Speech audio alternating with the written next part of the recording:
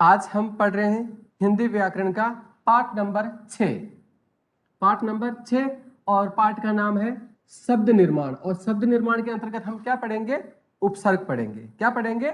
उपसर्ग। ओके, तो देखो, उपसर्ग शब्द का उपसर्ग का शाब्दिक अर्थ पूर्व में जुड़ना। तो उपसर्ग शब्द का शाब्दिक अर्थ क्या है? उपसर्ग जो शब्द है ना, ये शब्द है उपसर्ग, इसका शाब्दिक अर्थ क्या होगा? इस शब्द का अर्थ क्या होगा? पूर्व में जुड़ना। ठीक है, देखो, वे शब्दांश जो किसी शब्द के प्रारंभ में जुड़कर शब्द के अर्थ में परिवर्तन या विशेषता ला देते हैं उन्हें उपसर्ग कहते हैं। ठीक है, वे शब्द या शब्दांश, ठीक है, जो किसी शब्द के प्रारंभ में जुड़कर अर्थात शब्दों के आगे जुड़कर उसके अर्थ में या तो वो परिवर्तन ला देते हैं या विशेषता ला देते हैं। ठीक है, तो वो क्या कहलाते हैं? उपसर्ग कहलाते हैं। देखो, एक शब्द है हार। देखो किस तरह से उसका अर्थ परिवर्तन होता है। उपसर्ग होते हैं ना, उपसर्ग जब अकेले होते हैं तो उनका कोई महत्व नहीं होता है। ठीक है ना, और जब ये उपसर्ग किसी शब्दों के साथ में जुड़ जाते हैं तो उस शब्द का पूरा अर्थ नष्ट कर देते हैं वो, और उसके स्थान पर अपने अनुसार उसका अर्थ निकालते हैं। देखो कैसे, देखो एक शब्द है हार। तो हार शब्द है, उसके दो अर्थ निकलते हैं। एक तो हारना, पराजय होती है ना, हार, और दूसरा होता है गले का हार। दूसरा क्या होता है? गले का हार। ठीक है, तो एक तो हारना और दूसरा गले का हार, इस हार शब्द का अर्थ है। ठीक है, अब देखो इसके साथ में हम क्या लगाते हैं? उपसर्ग लगाते हैं। देखो क्या लगा दिया, इसमें उप जोड़ दिया और लगा दिया हार। क्या बन गया? उपहार। ठीक है, अब इसमें जोड़ दिया हमने प्र जोड़ दिया और आगे लिख दिया हार। ठीक है, आगे जोड़ दिया नी, उपसर्ग लगा दिया और हार जोड़ दिया। ठीक है, वी उपसर्ग जोड़ दिया और हार लिख दिया। ठीक है, सम उपसर्ग जोड़ दिया और हार लिख दिया। ठीक है, तो देखो इस तरह से इसमें 5 शब्द बनाए हमने, और भी इसके शब्द बन सकते हैं लेकिन अभी 5 शब्द बनाए हैं। ठीक है, अब देखो इसमें सब में देखो हार है ना, सबके हार, और इससे पहले क्या लगाया है? उपसर्ग लगाया गया है। ठीक है, उपसर्ग लगाया ना। अब देखो उपहार, देखो ये जो हार शब्द है इसका कोई भी अर्थ नहीं निकलेगा, ना तो हारना निकलेगा और न ही गले का हार निकलेगा, है ना, गले का हार। ठीक है, दो ही होगा। देखो अब देखो इसमें क्या होता है? उपहार, उपहार यानी किसी को प्रेजेंट देते हैं ना, गिफ्ट। ठीक है, तो इसमें वो गले का हार या हारने वाली कोई बात आ रही है कहीं पर? इसका अर्थ निकल रहा है क्या? नहीं निकल रहा। दूसरा हो गया प्रहार। प्रहार यानी मारना होता है ना, चोट करना, मारना। तो क्या इनमें से कोई अर्थ निकला? नहीं निकला। निहार, निहार यानी देखना। ठीक है, विहार यानी घूमना, संहार यानी मारना। ठीक है, तो ये जो 5 शब्द है, इन 5 शब्दों में से इसका कोई भी अर्थ नहीं निकला, बल्कि सब में हार शब्द है ना। अब हार शब्द का पूरा अर्थ है वो किसके कारण परिवर्तन हो गया? उपसर्ग के कारण वो परिवर्तन हो गया। यानी उपसर्ग है जब अकेले होते हैं तो कोई महत्व नहीं है। ठीक है, और जैसे वो शब्दों के साथ में जुड़ गए, शब्दों के साथ में जुड़ जाएंगे तो क्या होगा? शब्दों के साथ में जुड़ते ही उस शब्द का पूरा अर्थ बदल देंगे वो। हाँ बेटा, आहार भी होता है। ठीक है, ठीक है, तो आहार, आहार यानी भोजन। ठीक है, तो ये शब्द है, हार शब्द से पहले उपसर्ग लगा दिया गया तो इनका अर्थ है वो अलग अलग हो जाता है। अलग अलग उपसर्ग के अनुसार अलग अलग अर्थ हो जाता है इसका, है ना। तो उपसर्ग क्या करते हैं? उपसर्ग उसके शब्द के ऊपर पूरी तरह से कब्जा कर लेते हैं। क्या कर लेते हैं?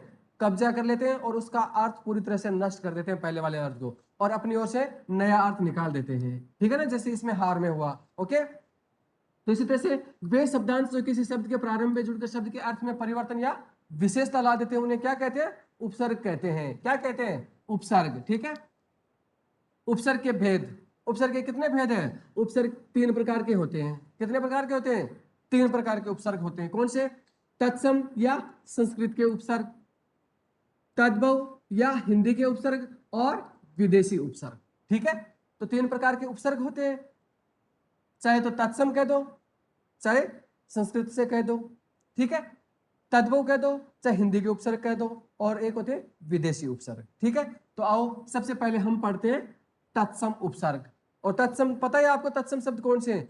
संस्कृत के वे शब्द जो के त्यों हिंदी में आ गए हैं वो तत्सम होते हैं। ठीक है ना, तो देखो संस्कृत भाषा के वे उपसर्ग जो हिंदी भाषा में बिना किसी परिवर्तन के ज्यों के त्यों प्रचलित है उन्हें तत्सम उपसर्ग कहते हैं, और इनकी संख्या कितनी होती है? 22 होती है ना। तो संस्कृत में उपसर्गों की संख्या कितनी होती है? 22 होते हैं। तो संस्कृत के वे उपसर्ग जो ज्यों के त्यों हिंदी में आ गए वो कौन से हो गए? तत्सम। ओके, अपन ने पढ़ा था ना, शब्द विचार के अंतर्गत पढ़ा था ना, तत्सम, तद्भव, देशज, विदेशज, है ना। तो ये संस्कृत के उपसर्ग है। ठीक है, अब देखो उपसर्ग, अर्थ और उपसर्ग युक्त शब्द। ओके, सबसे पहले है प्र। प्र का अर्थ क्या होता है? प्र यानी ऊपर भी होता है, श्रेष्ठ, अधिक भी होता है। ठीक है, तो देखो प्रयोग, देखो ये रहा प्र उपसर्ग और योग शब्द हो गया। ठीक है ना, तो प्रयोग। ठीक है, तो देखो जब हम इस उपसर्ग का प्रयोग करते हैं ना तो उसमें सार्थक शब्द होने चाहिए। ठीक है ना, प्रसाद, प्रहार, तो इनमें तो सीधा ही दिख रहा है, इसमें प्र उपसर्ग है। ठीक है, अब देखो प्र इत, तो उपसर्ग और प्रत्यय, उपसर्ग और प्रत्यय इन दोनों के मेल से भी हम क्या कर सकते हैं? शब्द निर्माण कर सकते हैं, है ना। तो देखो प्र उपसर्ग हो गया और इत प्रत्यय हो गया। ठीक है, तो प्र ए और ई दोनों मिलाकर क्या बनते हैं? यहां पर वो संधि काम करेगी, यहां पर संधि काम करेगी। ए और ई कौन सी संधि होगी? फटाफट बताओ। देखो प्रेम में ए है और प्लस के इस साइड में ई है, कौन सी संधि काम करेगी यहां पर? जल्दी बताओ फटाफट।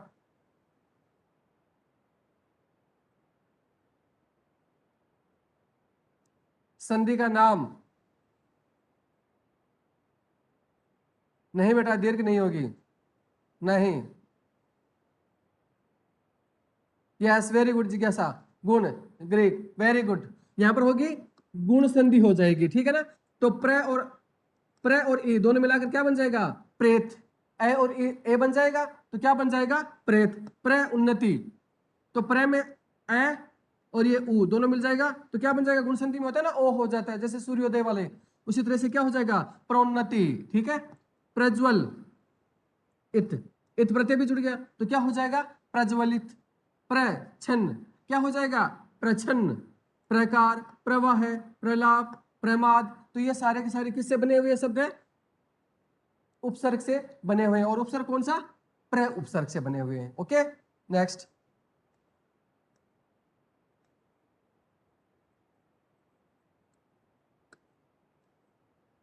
अब देखो परा उपसर्ग, परा उपसर्ग किस में आता है? किस अर्थ में आता है ये? विपरीत या उल्टे या खिलाफ या पूरी तरह, इस अर्थ में इसका प्रयोग होता है।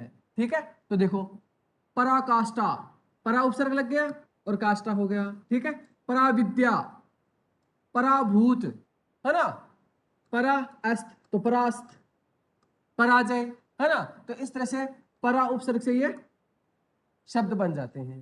ठीक है, अब है अनु। अनु का मतलब होता है छोटा या पीछे या क्रम। ठीक है, छोटा, पीछे या क्रम, अनु का अर्थ इस अर्थ में ये देता है। ठीक है, अनु इति, तो क्या हो जाएगा? अन्विति। क्या बन गया यहां पर? देखो फर्स्ट पद में उ है, फर्स्ट पद में उ और सेकंड पद में ई, बताओ कौन सी संधि बनेगी? फटाफट बताओ कौन सी संधि होगी यहां पर? संधि का नाम बताओ, यहां पर भी संधि हो रही है।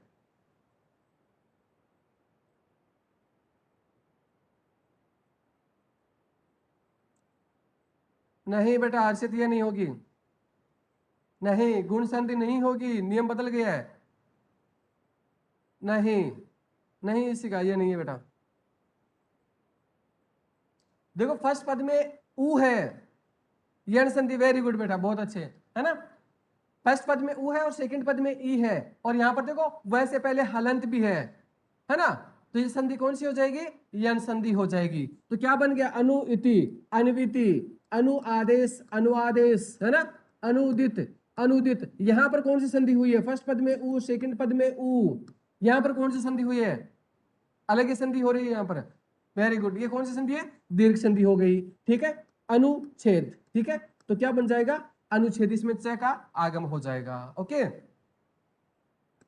तो अनु उपसर्ग से बनने वाले ये शब्द है। ओके, चलो आगे। उप, उप यानी पास, छोटा या गौण।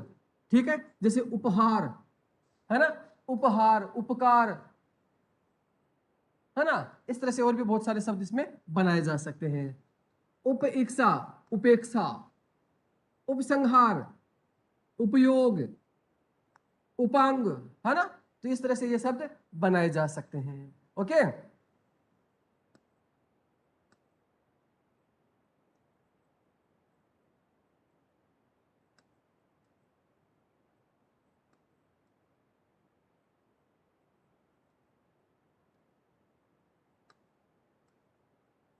अब देखो, नि उपसर्ग, इसका अर्थ किस अर्थ में आता है? ठीक, पूर्ण या रहित, इन सब से इसका अर्थ आता है। ठीक है।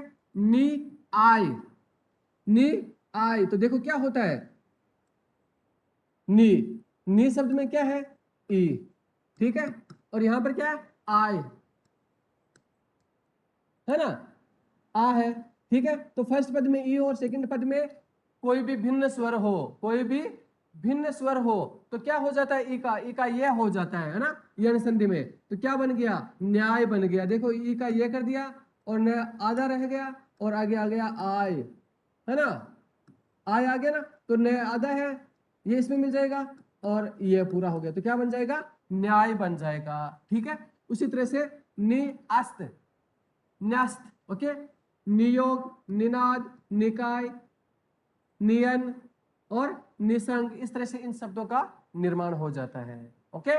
आगे देखो, आ का अर्थ किस अर्थ में आता है? तक, आमरण, आजीवन, आजन्म, आपात मस्तक, आकार, आसमुद्र, है ना। तो इस तरह से हम इन शब्दों का निर्माण कर सकते हैं। ठीक है।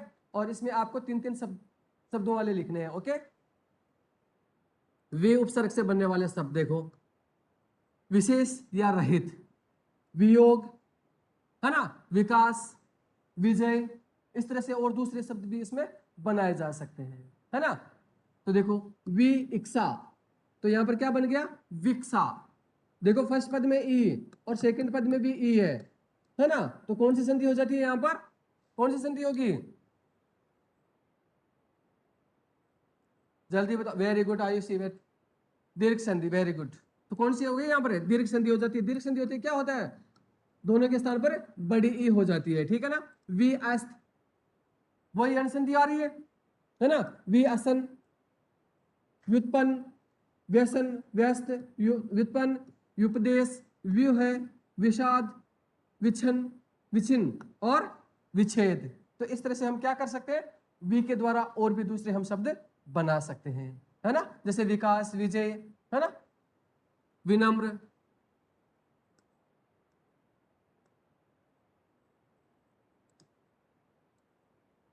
अब देखो, परि, परि उपसर्ग है, वो किस में आता है? चारों ओर, यानी चारों ओर के अर्थ में आता है ये।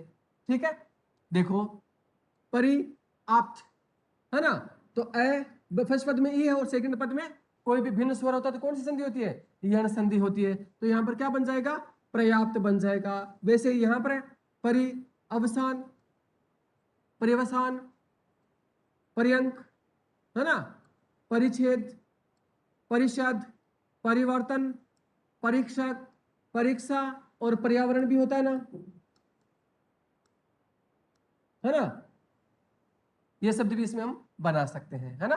परिआवरण, ओके। तो ये शब्द है किससे बने हुए हैं? परि उपसर्ग से बना हुआ है ना।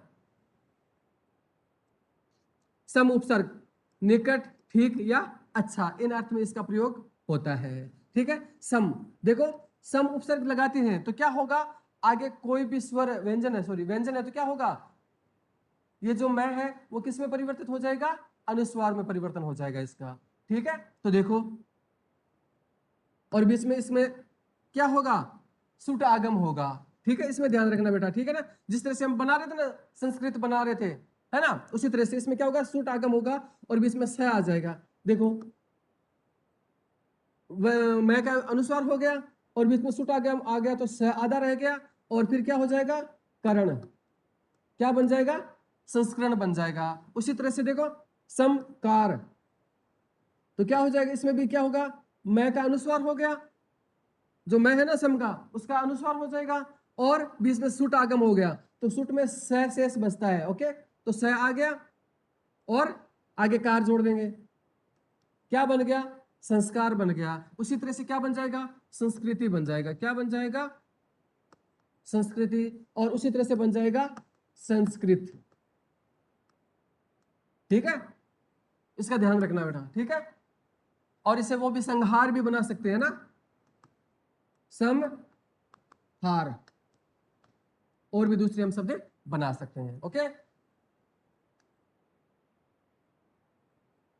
आगे देखो।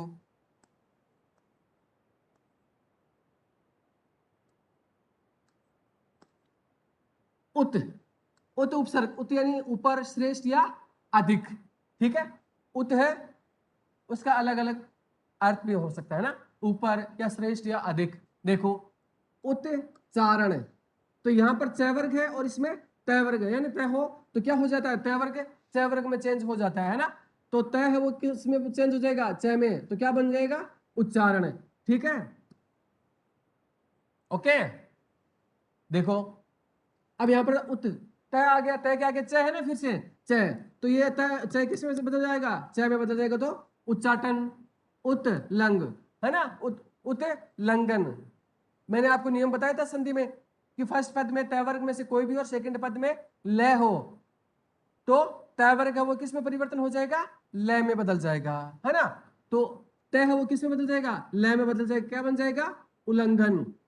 वैसे देखो, उत लेख, उल्लेख, उत नयन, उन्नयन, है ना, उत न उन्नत, उत दीपक, उद्दीपक, उत दंड, उद्दंड, उड्डयन, उत ज्वल, उज्ज्वल, उत जैनी, उज्जैनी, यानी अपने से आगे वाले के वर्ड के समान हो जाता है ये। ठीक है, ओके।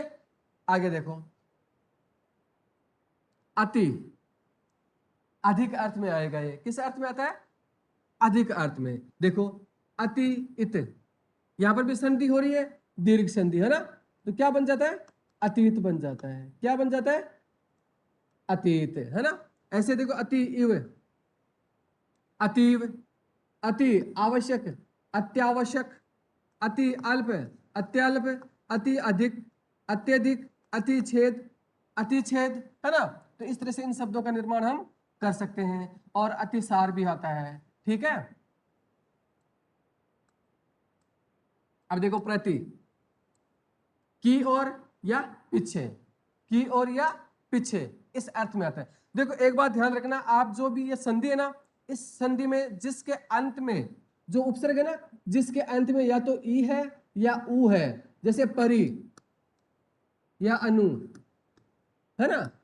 तो इस तरह के जो शब्द है, इनमें ज्यादा से ज्यादा कौन सी संधि का प्रयोग हो रहा है? यण संधि का प्रयोग हो रहा है। ठीक है ना, तो यण संधि को और अच्छे से देख लेना आप। ओके, देखो, प्रति अक्ष, तो यहां पर भी कौन सी संधि का काम हो रहा है? देखो, प्रति, प्रति में ई की मात्रा छोटी है ना, तो इसलिए इसमें कौन सी हो रही है? ज्यादा यण संधि का प्रयोग हो रहा है इसमें। ठीक है, तो क्या हो जाएगा? ई और ए दोनों मिलकर क्या करेंगे? इसमें परिवर्तन हो जाएगा ई में, तो क्या हो जाएगा? प्रत्यक्ष बन जाएगा। क्या बन जाएगा? प्रत्यक्ष, है ना। उसी तरह से देखो, प्रति अंतर, प्रत्यंतर, प्रतिष्ठा, प्रतिष्ठा, है ना, इसमें भी संधि के कारण परिवर्तन हो जाता है ना। प्रतिस्थान, प्रतिष्ठान, तो स्था है, ये किस में बदल जाता है? ठा में बदल जाता है, और ये स है वो उस दूसरे वाले से में। ओके, उस तरह से दूसरे देखो शब्द जिसमें कोई परिवर्तन नहीं होता है, जिसमें कोई परिवर्तन नहीं है, सीधे के सीधे हो रही है ना, जिसमें उपसर्ग और मूल शब्द अलग अलग दिख रहे हैं आपको।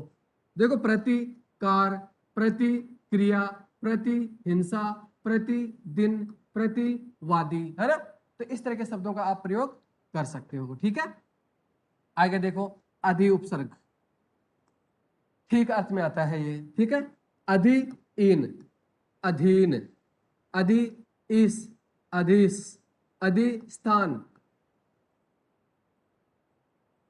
अधिस्थल, अधिक्षक, अधीक्षक, अधिनियम या अधिभार या अधिकृत या अध्ययन, है ना।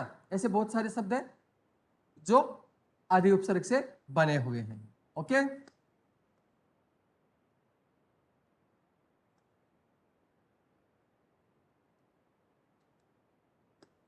अब देखो, अभि उपसर्ग, पास, ठीक या साथ। देखो, अभिवादन, अभिभावक, अभिनंदन, है ना, अभिष्ट, अभिप्सित, अभिप्सा, सॉरी, अभिसार, अभि उदय, अभ्युदय, अभि उत्थान, अभ्युत्थान, अभिअंग, अभ्यंग, अभिषेक, अभिषेक, अभिज्ञान, है ना। तो इस तरह से ये शब्द आप बना सकते हो, लेकिन साथ में आपको बेटा जी संधि का भी इसमें प्रयोग करना होगा। ओके, अपि, अपि का अर्थ आता है भी, तो अपितु, अपिहत ढका हुआ, अपिघान वस्त्र, है ना, इस तरह के शब्द हैं। ओके,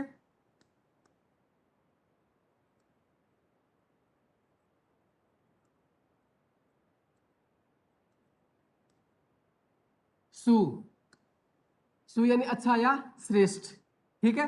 देखो, स्वागत, स्वच्छ, स्वल्प, सुदर्शन, स्वस्ति, शुक्ति, सुजन, सुफल, सुपरिणाम, सुस्मिता, सुषमा, सुशीला, सुकुमार, है ना, सुपुत्र आदि इन शब्दों का प्रयोग भी हम कर सकते हैं इसमें। ओके, अप किस अर्थ में आता है? बुरा, हीन या रहित या ठीक अर्थ में आता है। देखो, अपेक्षा, अपहरण, अपशिष्ट, अपंग या अपांग, अपव्यय, अपकार, अपमान, है ना, तो इस तरह के शब्दों का हम प्रयोग कर सकते हैं।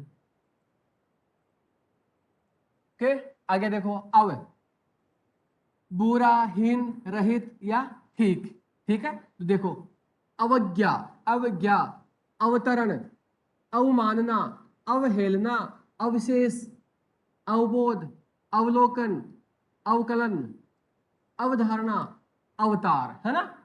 इसमें तो सीधे सीधे दिखाई दे रही है, उसमें संधि का प्रयोग नहीं हो रहा है। तो संधि का प्रयोग किस में होगा? जिसके अंत में ई होगा या उ होगा, तब इसमें क्या होगा? संधि भी साथ में चलेगी। ओके, दूर, बुरा, कठिन या रहित अर्थ में आता है। दुर्बोध, दु, आशा।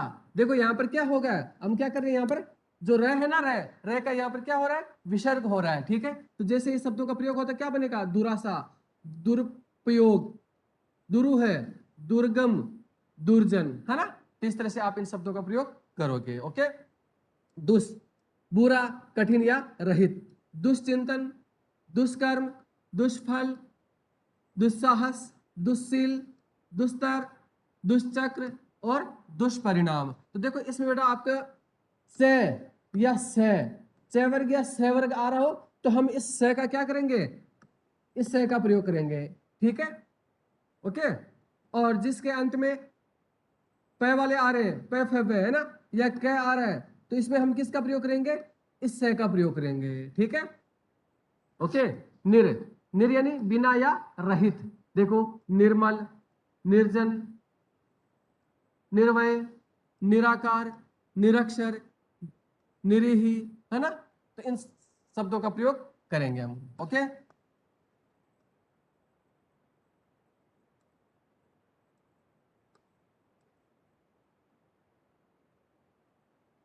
नि, उत्तर, निरुत्तर, निरुपाय, निराश्रित, निरोग, निरुज, निरंतर, निर्मूल, निर्मल, निगमन, है ना, निर्गम, ठीक है। तो इस तरह से यहां पर जो विसर्ग दिखाया गया वहां पर क्या हो रहा है?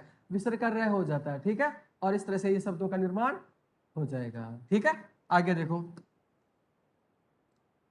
लास्ट है इसका, है ना, संस्कृत वालों का। ओके, निस, बिना या रहित, निश्चिंत, निस्सार और निश्चल। ओके, तो ये हमारे संस्कृत के उपसर्ग। Okay, thank you.